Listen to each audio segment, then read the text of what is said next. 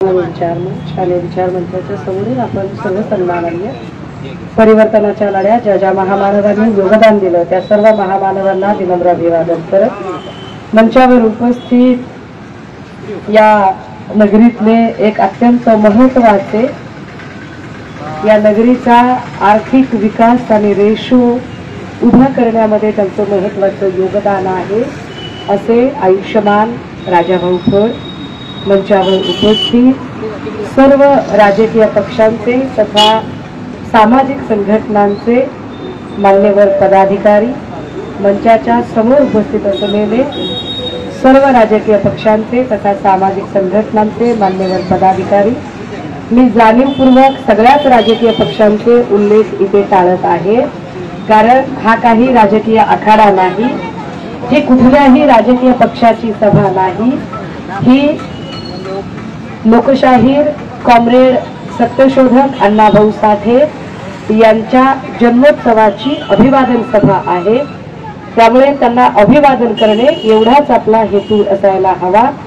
मी फक्त दोन मुद्द्यांकडे आपलं लक्ष दिलं पाहिजे।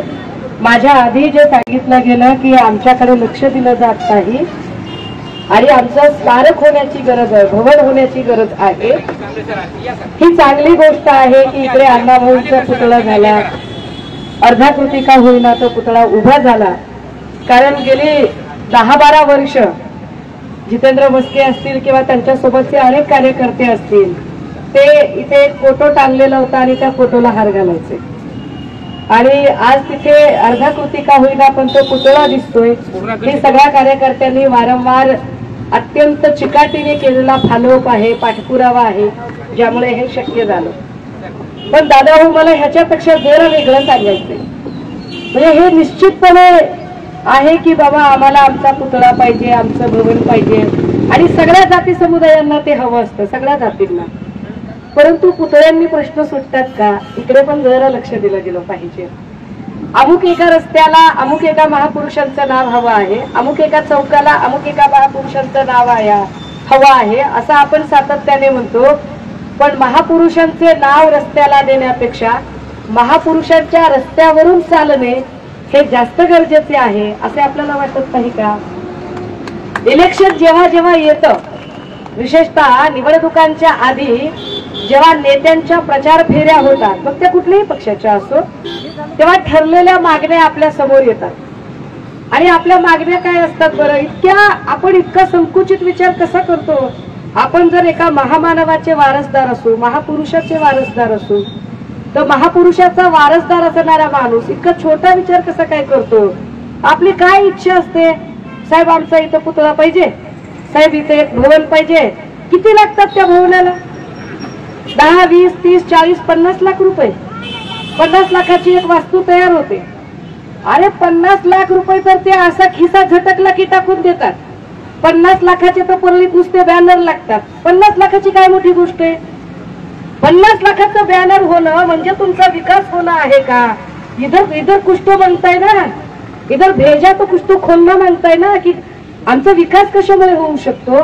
कारण निवडणुकांच्या प्रचारांमध्ये मला फार विशेष वाटतं काय मागणी असते साहेब ते इकडचा सभा मंडप द्या साहेब याचा छत द्या साहेब काय तर स्मशानभूमीचा कंपाऊंड वॉल द्या स्मशानभूमीचा कंपाऊंड वॉल का बरं लागतो मला सांगा काय गरज आहे का त्या स्मशानभूमीला कंपाऊंड वॉल करण्याची जिथे जो बाहेर आहे त्याला मध्ये जाऊ वाटत नाही आणि जे मध्ये गेलंय त्याला बाहेर जाता येत नाही त्याला कंपाऊंड वॉलची काय गरज आहे म्हणजे तुमची गरज नेमकी काय आहे तर तुमची गरज ही आहे की साहेब राज्यातला जो काही आमचा मागास नोकर भरतीचा अनुशेष आहे तो आमचा अनुशेष भरती केला पाहिजे तो सगळा अनुशेष भरून काढला पाहिजे राज्यातल्या ज्या मागास प्रवर्गांच्या जागा आहेत मग त्या जिल्हा परिषदेच्या असतील त्या पंचायत समितीच्या असतील त्या विधानसभेच्या असतील या जागांवर मागासच प्रतिनिधी आले पाहिजेत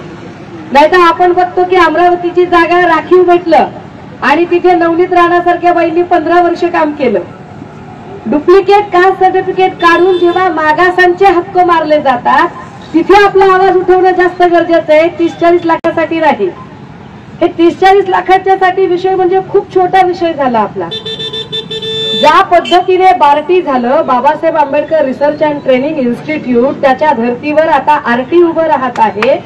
हे आरटी उभं राहत असताना आरटी मधलं संशोधन कार्य आणि त्यासाठी असणारी नोकर भरती तिथे आउटसोर्सिंगच्या ऐवजी राज्य सेवा आयोगाच्या धर्तीवरचीच परीक्षा भरती प्रक्रिया झाली पाहिजे, यासाठी आवाज उठवणं जास्त गरजेचं आहे. गेल्या अनेक वर्षांपासून अण्णाभाऊ साठे महामंडळ हे नुसतंच नावाला ठेवलंय आणि अण्णाभाऊ साठे महामंडळाचा निधीच वाढवला जात नाही, त्यावर बोलणं जास्त गरजेचं आहे. म्हणजे आपले जे महत्व आणि काय होतं माहितीये का, जे राजकीय पुढारी असतात ना ते तुम्हाला शहाणं होऊ देत नाहीत दादा हो. तुम्ही शहाणं व्हावं अशी त्यांची कधीच इच्छा नाहीये. तुम्ही 10-5 हजारात आणि 10-5 लाखातच खेळावं आणि त्यांनी 5-5 हजार कोटींची प्रॉपर्टी जमा करावी असंच त्यांचं ठरलेलं असतं. त्यामुळे किमान मी वारंवार सांगते की मी पॉलिटिकली करेक्ट कधी बोलायच्या भानगडीत पडत नाही. माझ्यासाठी सोशली करेक्ट असणं हे जास्त महत्वाचं आहे. पॉलिटिकली करेक्ट असण्यापेक्षा आपण सोशली करेक्ट राहून बोललं पाहिजे. माझ्यासाठी हे जास्त महत्वाचं आहे की हा मराठा तो ओबीसी करण्यापेक्षा इथला मराठा साळी माळी कोळी तेली तांबोळी आतार बागवार सुतार लोहार कुंभार कडेकपारी गितारी पारधी कैकारी कुंची टक्कारी कंजारभाट लाल लक्ष्मी माकडवाला अस्वलवाला रामोशी बेरड बेस्तर बेलदार पारधी या सगळ्याच जातीच्या लोकांना एकत्रित राहण्याचा अधिकार आहे आणि या सगळ्या जातीच्या लोकांनी गुण्या गोविंदाने नांदायला हवे. राजकीय पक्षांच्या पुढाऱ्यांनी कितीही आपल्याला जाती जातींमध्ये विभाजन करायला लावलं आणि आपल्यामध्ये फूट पडायची राहिली तरी गावगाड्यातली जी 12 बलुतेदारी 18 अलुतेदारी पद्धत आहे, जी गावगाड्याची वील आहे ती वील उसवता कामा नये, यासाठी काम करणं गरजेचं आहे. जर अण्णाभाऊंचा खराच विचार तुम्हाला पुढे न्यायचा असेल तर तुमचं भांडण काय असलं पाहिजे तर 30-40 लाखाचं नाही दादा हो. तुमचं भांडण हे असलं पाहिजे की गेल्या 4-5 वर्षामध्ये किंवा गेल्या 10 वर्षामध्ये जेव्हापासून देवेंद्र फडणवीस गृहमंत्री म्हणून काम करायला लागले, या काळात अनुसूचित जाती जमातीच्या महिलांवर किती अन्याय अत्याचार झाले. उदगीर मधला अन्याय अत्याचार असेल, आता उदगीर देवणीमध्ये एका 8 वर्षाच्या लेकरावर बलात्कार झाला. कोण होतं तिकडे एफआयआर करून घ्यायला? अशा वेळेला अनुसूचित जाती जमातीच्या महिलांवरच्या अत्याचाराची श्वेतपत्रिका सरकारने काढली आहे की नाही, त्या श्वेतपत्रिकेसाठी आपण भांडलं पाहिजे. आपण हे मुद्देच घेत नाही, आपण या मुद्द्यांवर बोलतच नाही. आपलं काहीतरी छोटस ठरलेलं आहे ध्येय काय, एक मोठा बॅनर त्याच्यावर मोठा फोटो, गॉगल एकाचा, कोट दुसऱ्याचा, फोटो तिसऱ्याचा आणि बॅनरचं बिल कुणी चौथाच भरतोय.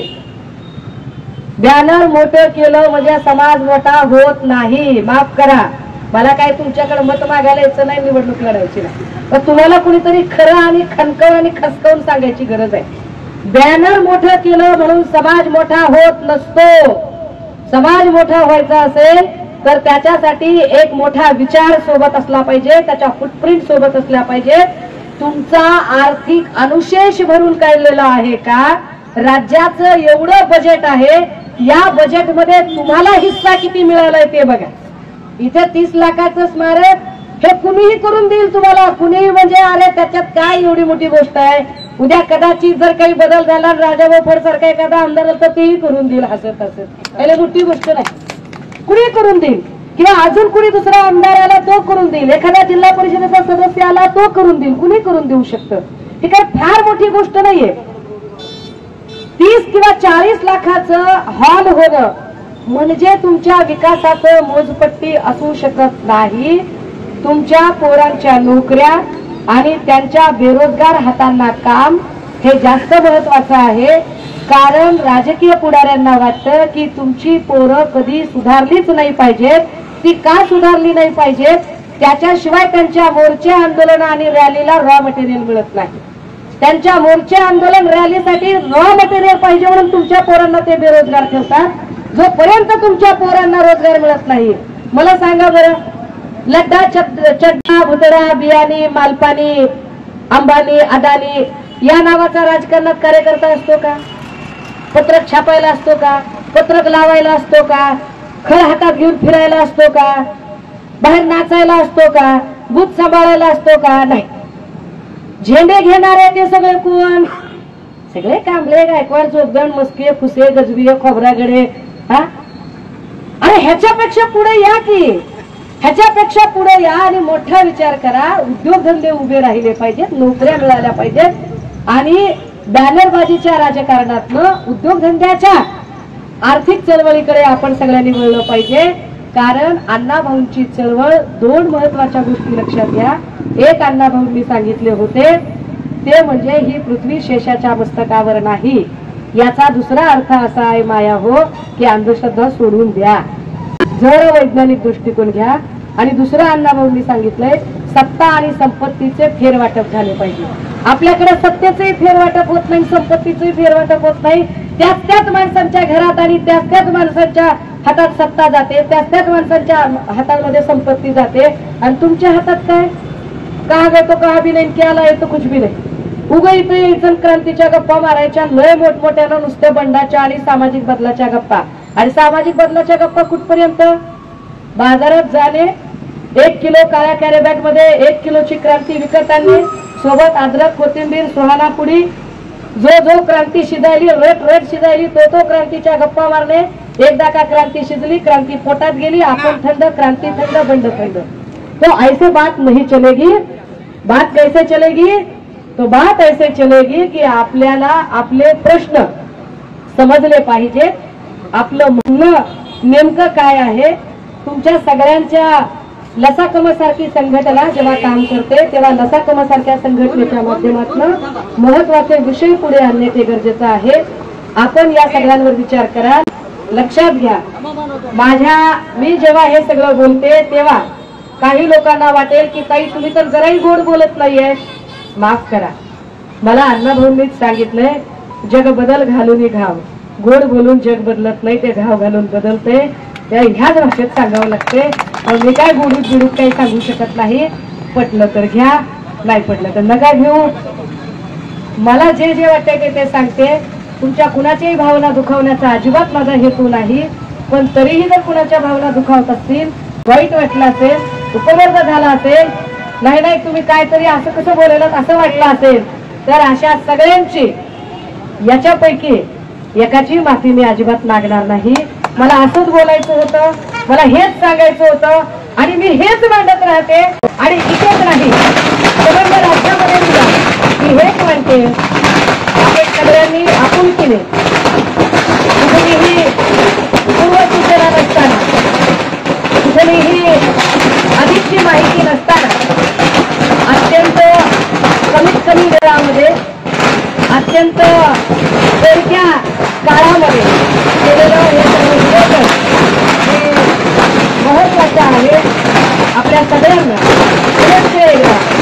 लोकशाहीर सत्यशोधक कॉम्रेड अण्णाभाऊ साठे यांच्या जन्मोत्सवाच्या खूप खूप शुभेच्छा देते. मी आमदार नाही, खासदार नाही, पंचायत समितीचा सदस्य सुद्धा नाही. परंतु मला असं वाटतं की लढण्यासाठी पदांची गरज नसते. जिथे कुठे अन्याय अत्याचार होतो तिथे लढण्यासाठी तुमच्या हक्काची लेक बहीण म्हणून तुमच्या सोबत आहे. एवढाच शब्द देते. केव्हाही कधी हात मारा, सोबत आहे, थांबते, रजा घेते. जय हिंद, जय महाराष्ट्र, जय भीम, जय शाहू, जय जिजाऊ, जय अण्णा.